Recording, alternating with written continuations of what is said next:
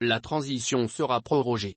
Ce qui n'était qu'une possibilité évoquée par le Premier ministre Choguel Maïga est devenu une quasi-certitude après l'adoption en Conseil des ministres, le 20 octobre dernier, du chronogramme des Assises nationales de la refondation de l'État. Lesquelles, selon le chef du gouvernement, sont censées annoncer le futur calendrier électoral.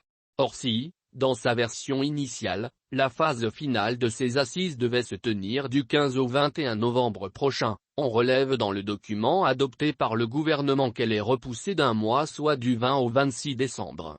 Ce qui laisse un laps de temps relativement court pour le maintien des scrutins présidentiels et législatifs couplés à la date du 27 février, même si le Premier ministre a assuré par ailleurs que les préparatifs de ces élections se déroulent séparément des assises.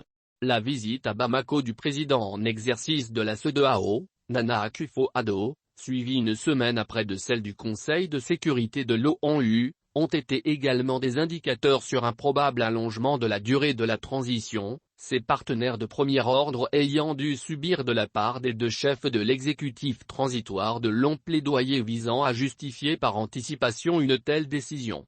Notamment sur la situation sécuritaire qui ne cesse de se dégrader dans le centre, cercle de Niono, et une partie du sud, région de Sikasso. Colonel Assimi Goïta et Choguel Maïga n'hésitent plus à faire savoir publiquement que la sécurité des Maliens est leur surpriorité et qu'à côté de cet impératif les élections peuvent attendre. Par ailleurs, l'on a noté, ces derniers jours, une vive campagne d'opinion mêlant médias, réseaux sociaux, personnalités, associations voire certains partis politiques invitant les Maliens à montrer qu'ils savent s'unir pour défendre l'indépendance et la souveraineté de leur pays quel qu'en soit le prix. Certains n'hésitant pas à déclarer que le Mali peut survivre sans la CEDEAO, l'ONU, la France et que d'ailleurs c'est dans ce sens qu'il faut aller. Cette campagne ne doit rien au hasard. Elle a été minutieusement préparée dans un but précis, faire reculer les partenaires stratégiques du Mali, État et organisations, sur le sujet du maintien de la durée de la transition. Ces développements font désordre avec la vocation prêtée aux Assises nationales de la refondation de l'État de décider de la prorogation de la transition et crédite du coup l'accusation du cadre d'échange pour une transition réussie selon laquelle les sedites assises sont un pur échafaudage destiné à maquiller une option préalablement arrêtée par Choguel Maïga qui a fini par obtenir la caution du colonel Assimi Goïta. Il devrait donc conforter le cadre à matérialiser son engagement à contrer, par tous les moyens légaux, la tenue des dites assises. Lesquelles, déjà par son seul refus d'y participer, ont perdu l'inclusivité censée fonder leur légitimité. À côté de ce défi à relever, Assimi Goïta et Choguel Maïga vont devoir faire face à d'éventuelles sanctions ciblées de la communauté internationale si elle décidait de suivre la CEDEAO dans son positionnement sur la transition malienne, lors du sommet d'Accra du 16 septembre dernier.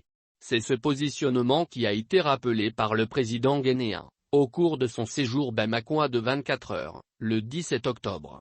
Il se résume à la tenue de la présidentielle couplée aux législatives le 27 février 2022, faute de quoi les hauts dirigeants du Mali ne pourront plus voyager dans l'espace communautaire et leurs avoirs bancaires seront gelés. Pour rappel, le Mali est déjà suspendu de la CEDEAO depuis le coup d'État de trop du 24 mai dernier. La prorogation de la transition, liée à la situation sécuritaire plus qu'alarmante du pays, crée une autre problématique. Durera-t-elle aussi longtemps que durera la crise sécuritaire qui ne sera sûrement pas résorbée avant plusieurs années, certains évoquant même des décennies? La meilleure transition, c'est la transition la plus courte, a rappelé la délégation du Conseil de sécurité au duo Assimi Goïta Choguel Maïga.